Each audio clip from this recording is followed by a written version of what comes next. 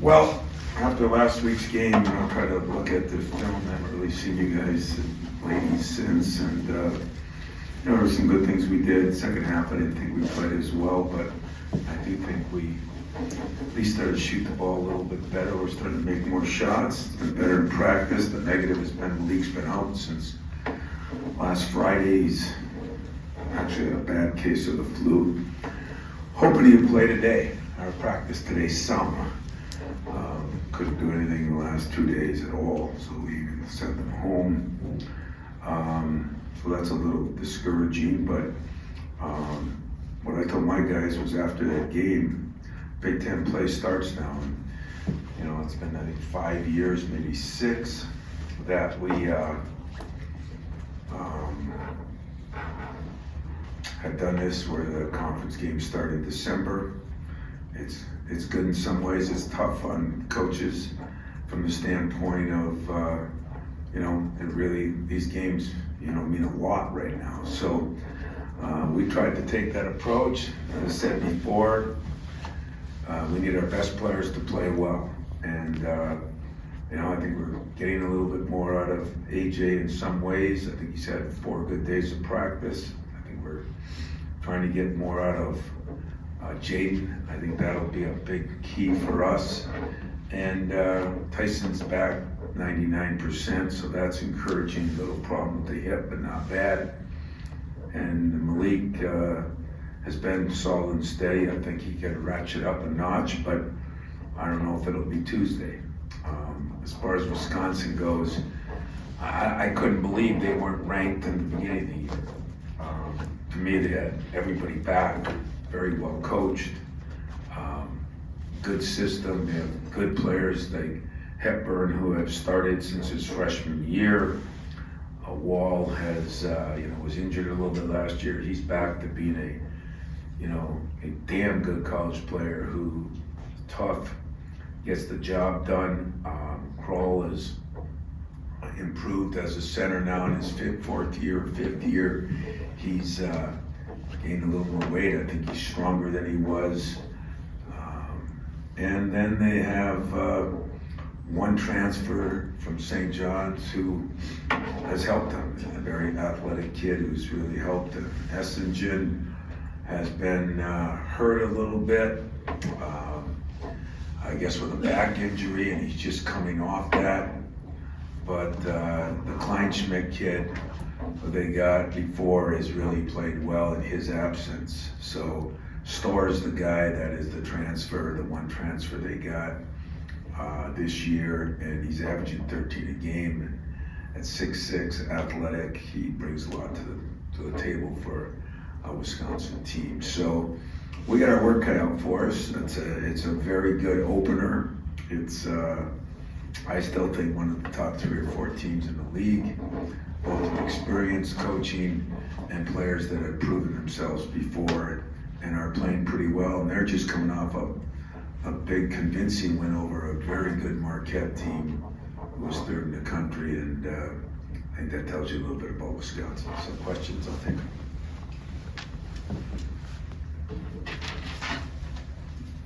Obviously, they've got some size, and Tyler Wall's a crafty guy. He's been around 47 years at this point, and especially if Malik's not 100%, and you've played Cohen at 4, but that's kind of a size deal, and he's a freshman. I'm wondering how you handle their size in that matchup. I think you'll see some both of our bigs playing together a little bit. I think we'll be doing some of that, and that'll be maybe one area where we'll try to do that. I don't know more at practice. I think as of this morning, you'll be able to play some. To what level? If it's anything like Tyson's, we're in trouble. If it's not, and Malik, can use his experience, that would be a big plus for us. But that's something that, we dealt with Friday, Saturday. We thought by Sunday, it was the 24, 48-hour flu bug, and it is the flu, but the temperature and that was high. And so then when Sunday didn't happen, then we, start re-looking at it, and that's what we're doing today. But he was in earlier today, met with the trainer. Just have no idea until we practice of what he can do and how much he can do. And one day could make a difference. The problem is it's not been 24, 48, it's been 4 days. So I don't know what that'll mean game time, nor do I really care from the standpoint I can't control it, you know. So I don't know, you know, they'll have to deal with us too if we go smaller. So there'll be a couple things we're gonna do, hopefully to even that out. Tom, talking about the Big Ten, Purdue goes to Maui, obviously does great, comes back, very first Big Ten game, loses on the road. Is that just kind of a reminder for you and for you guys what this league is like? Well, as I told you guys at the beginning of the year, you know, with all the different things that are going on, I think the last 2 days, Friday, Saturday, or Saturday, Sunday, I think there were 9 or 10 ranked teams that got beat by unranked, and some of them, Kentucky, and by teams that were 3 and 5 or whatever they were. I think this is what's going on, you know. I mean, is it parity? I don't really think so. I think it's some ups and downs. And in that game, I watched that Purdue game. Now that's an exception to the rule because I thought both teams played at a pretty high level. And you got to give Northwestern a lot of credit before you blame Purdue for any letdown. I thought Northwestern played really well, and Purdue had a couple guys that didn't play quite as well, but it was a high-level game. And you know, last night I caught a little bit of the Ohio State-Minnesota game, and I think this is the way it's going to be. You know, I don't know in any conference. I mean, Duke loses 2 in a row.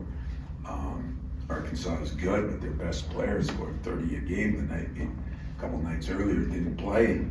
So it's just strange what's going on, but it's nothing that I didn't talk to you guys about because I thought, you know, with all the things going on and people coming and going, it's going to be a little bit like this. Hey Tom, staying with those magic words, Big Ten, you mentioned parity. How much does home court advantage play a role, whether it's the Izzo or some of these arenas you got into? Yeah, I'm hoping a lot. I'm hoping a lot while we're home. Mm-hmm. But I think the one thing that I'm hoping will help us as we go, but it'll definitely help of all teams, maybe Purdue and Wisconsin. I mean, like I said, Purdue and us got credit for having people back. Wisconsin got none, and they got, I think, 7 out of 8 back. And so I think a team like Wisconsin that runs just a tight system, and a point guard Hepburn who doesn't have to beat you with his scoring. He can shoot it, but he can do a lot of other things. They're very solid defensively. Teams against them, there's some unbelievable stat, like I've had like 50 assists and 114 turnovers or something. You know, they don't give up a lot of free stuff, as you know. And so I've been, I think home court should help a lot of people, but a Wisconsin team would not be one that I think would get affected by being on the road because of the way they play. There's not a lot of runs against them because they, you know, it's hard to get breakout things against them. I mean, we were laughing today, you know, it's been 30 years and they've had 3 different coaches or 4 different coaches, but every one of them have kind of been in the same mold, whether it be Bennett, whether it would be Bo, or now, whether it's guard. Greg is, they're all kind of in the same mold, and so their system has kind of stayed the same too, and I think that benefits them. All right, thank you. You're welcome. Wondering about what a team like Wisconsin coming off a top 5 win like that, the emotion and I guess confidence that comes from that going on a road. I mean, how do you, if you're that team, how do you translate that, and how do you kind of defend that as a coach? Well, you know, as everybody says, you know, you get a team like that, you get a big win, and we just ask kind of 2 exact opposite questions that are the same, meaning Purdue comes off this big win, wins Maui, feeling good, and then they lose a game, and everybody probably assumes that there was a letdown or this and that. So, you know,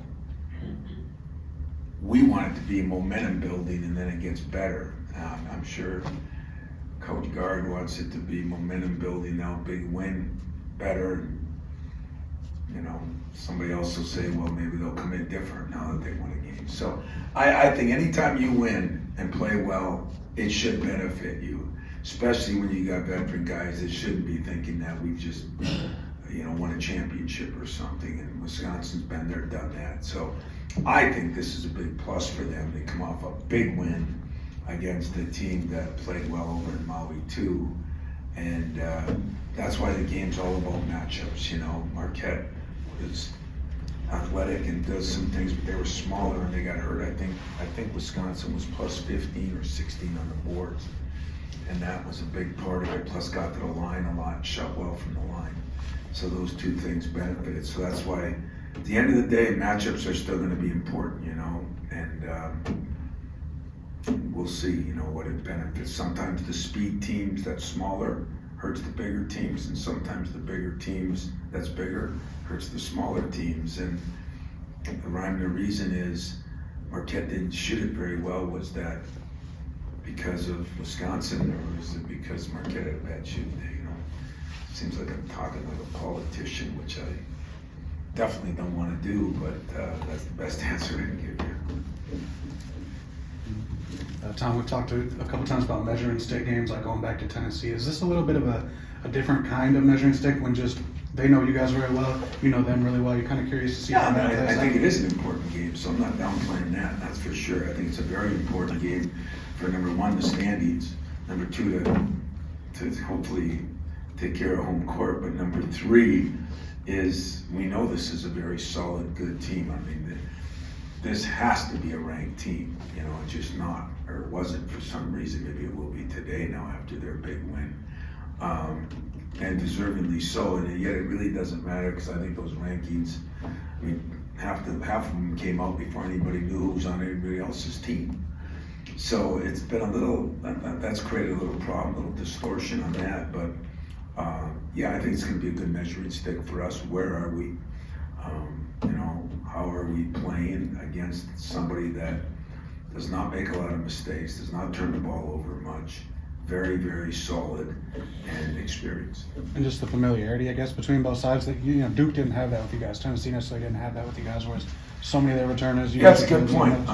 Didn't even think about that, but you're right. I mean, some of these teams we played, we had to go back to 2 teams ago to get how they played in those, how that individual played for whoever.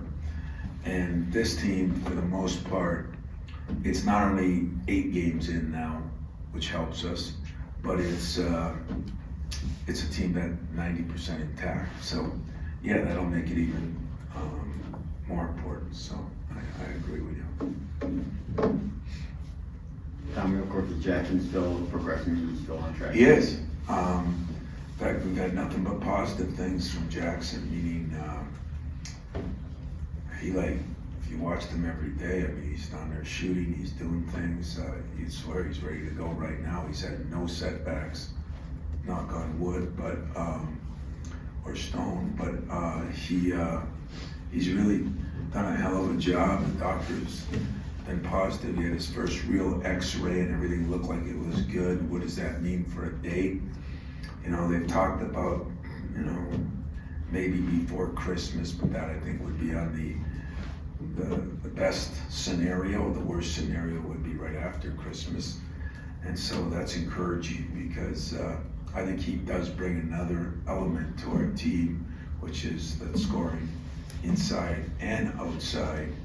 And his body is changing his whole, I think, game. I think he's going to be able to guard different people a lot better than last year. So Jackson is, don't want to make him out to be a savior, but I think he's going to help us a lot. Anything else? Guys have been easy on me. And one of the things you've been concerned about over the course of the early part of the season is giving up the offensive boards into the team that does rebound the ball really well, I guess. What do you need to see from You know, Ruben we've Martin? been working on it. I mean, you know, part of it is we're small, but, you know, James been a little up and down. He's been non-rebounding, and he's rebounded very well. I think he's still we're gonna have to gain rebound a little bit more. Cohen's got to do a little bit more on the rebounding, no matter where he's playing, because he's capable of doing that. And I think Marty and Coop have been pretty good. We just got to get more gang rebounds. We're trying to get AJ in there to get more rebounds with his size, especially on the defensive end. But part of that is, I think, our defensive stats have been good, but I think we're giving up more dribble penetration than we normally have. And then people get out of sorts, and those rebounds are cleaner. Another thing that somebody brought up to me that just shows you how crazy stats are, but we missed last year. We shot 78% from the line. This year we're at 66 or 5. We're shooting more free throws, but we're missing free throws, and those make for cleaner rebounds. So all of a sudden you get 2-3 more of those a game, and instead of being +3, I think we're now at you're +6 or 7, and you're saying you're human. So some of it is distorted a little bit, but some of it is we're just not as big a team, especially Malik. I think's got to do a little bit more in that area. I showed him some tape on Tennessee game, a bigger, stronger team when he had 14 boards. We got to get a little more out of him, and then I think a lot more of our guards. Tom, you say you don't like talking like a politician. You can say no comment to this, but college football playoff, your favorite sport. Anything you want to weigh in on? Anything I want to weigh in on? Yeah, Just say no comment. No, me, I'll always comment because I don't know if 12's the right number. That seems a little high for me. That'd be like changing ours from 68 to 120. But I think you can see why it's got to be more than 4. I feel for Florida State. I actually talked to Keon a couple weeks ago. I feel for them because I think a coach did everything he can do. But if the true meaning is to get the 4 best teams, I kind of understand it, And so what do you do in that case? What is this going to bring? Thank God it's getting bigger. What would it bring? Would anybody want to play better non-conference games earlier if 1 loss or even 0 losses means you're not going to get in? That bothers me. A conference champ in a BCS league doesn't get in. But do I think they've got the 4 best teams? I mean, you could even argue, where Georgia is on that. I suppose some would argue where Oregon is on that, but I don't know. I don't know how good the Big 12 was that Texas was in, but I think they did the best job of getting the best 4 teams. I think there's no question that Florida State would have been in that. Their defense is unbelievable, but it's not only your starting quarterback, but you don't even know your backup quarterback would be able to play in it.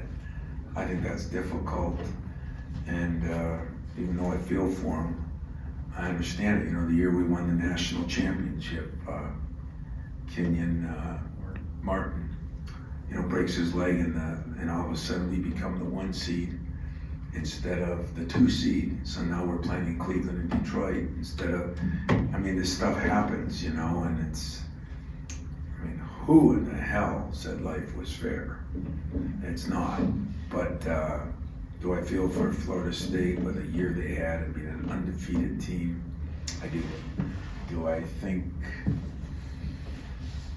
it's hard for me to say, I just don't know the whole quarterback. I didn't follow it that closely. I followed them a little closer just to see how Keith was doing, but I don't follow them as close as I do Big Ten or SEC teams. Thank you for that. You're welcome. Very non-political too. Very non-political, Yeah. Very honest though. Yeah. You mentioned Cole, the big man for Wisconsin. You mentioned he's gotten stronger. Has he also gotten quicker with the drop step to the right shoulder? Looks like a lot quicker baseline stuff. He gets there quick. He's more physical, so he's posting harder. He still can shoot a 3, but ironically, he's not shooting as many, which I think is all part of the good things with their their program, and they got a freshman, by the way, too, from right around the corner, Detroit Blackwell, who's played very well for him too. So I'm sure there'll be some incentive for him there. So between Kroll, you know what Wisconsin does as good a job as anybody in the country is they recruit to their system, and their role players play their roles to the nth degree, and that is a great credit to their coach, I think, because it's harder to get people to do. Everybody wants to do what'll help them get to the league, or help them do this, or help them do that, and they do a damn good job of recruiting guys that'll play to the system they have, and then holding them accountable to that. So it's a hard team to play, enjoyable team to pull for. Not tomorrow.